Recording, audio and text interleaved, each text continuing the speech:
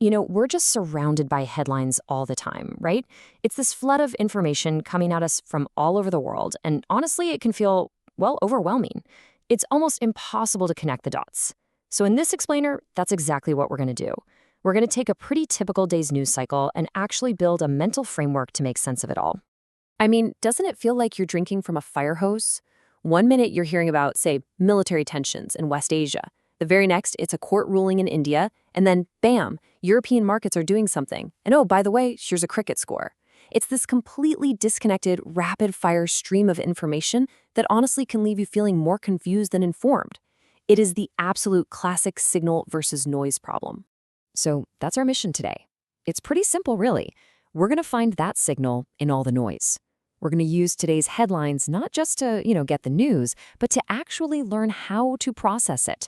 My goal is that by the end of this, you'll have a clear method for turning that daily chaos into a coherent story that you can actually understand.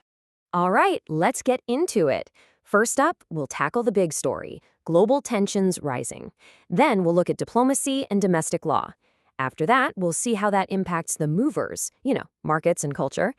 And finally, and this is the important part, we'll break down how to read the news so you can do this yourself. Okay, so the very first step in making any sense of the news is to find the center of gravity. That one big story that has the most weight, the one with the biggest potential ripple effects. And for today, that is absolutely, without a doubt, the standoff happening in the Strait of Hormuz. And believe me, things are escalating.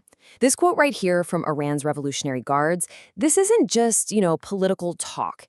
It is a direct and incredibly serious threat. It just sets such a high-stakes tone for the entire situation. It's basically signaling that any action is going to have a swift and major reaction. This right here, this is the core tension that's driving so many of the other headlines we're about to see. So what's causing all this? Well, the source of the tension is a deadline for an American-led military blockade. But what is a military blockade exactly? Well, it's a really serious act of control. You're essentially sealing off an entire area to all ships. And as you can imagine, that has massive economic and strategic implications. You really have to understand this term to get the seriousness of what's going on.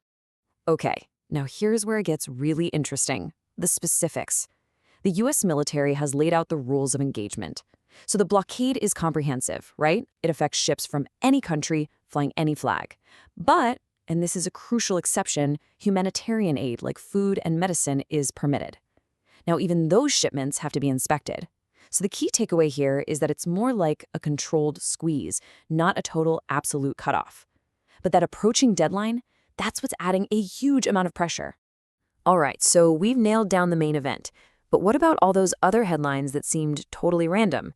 This is where step 2 comes in. We start grouping. We're going to bundle stories about diplomacy and law together to see how they might fit into the bigger picture. So instead of just seeing these as 3 random, disconnected events, let's try organizing them. Look, on the big international stage, you've got the UK and France organizing a 40-nation summit. That's probably a response to all this growing instability, right? Then let's zoom in a bit to the bilateral level. We see Iran talking directly to India, reassuring them about ship passage through Hormuz.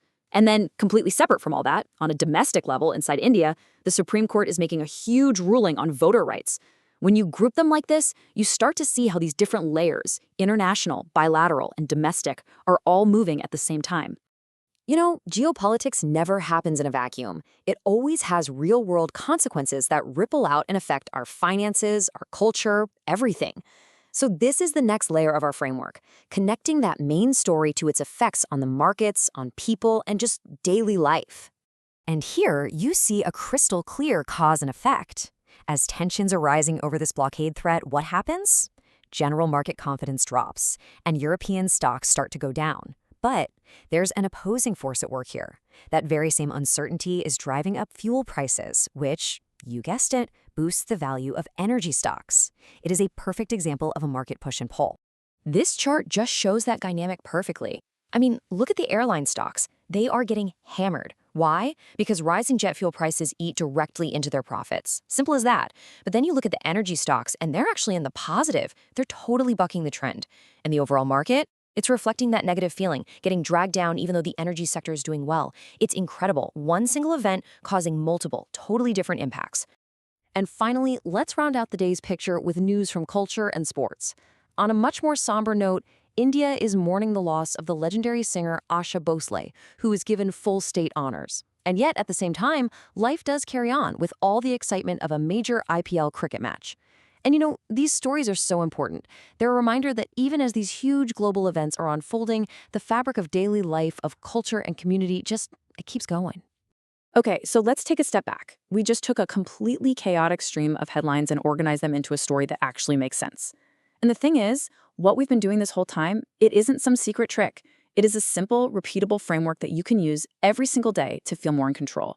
So here it is, just 3 simple steps. First, isolate the main story. Find the one with the most weight. For us, that was the Hormuz blockade. Step 2, group the related items. We used themes like diplomacy and law and markets and culture. And step 3, this is the most important one. Constantly ask yourself, why does this matter? That one question is what turns you from a passive consumer of news into an active analyst. And just by applying that simple structure, we transformed that initial news fire hose into a story that makes sense.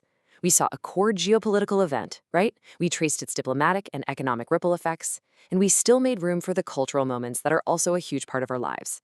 We didn't just read the news, we built a narrative. So the next time you're faced with the day's news, don't just see a list of disconnected facts. Think about this framework. Ask yourself, what's the real story here? How do these other pieces connect to it?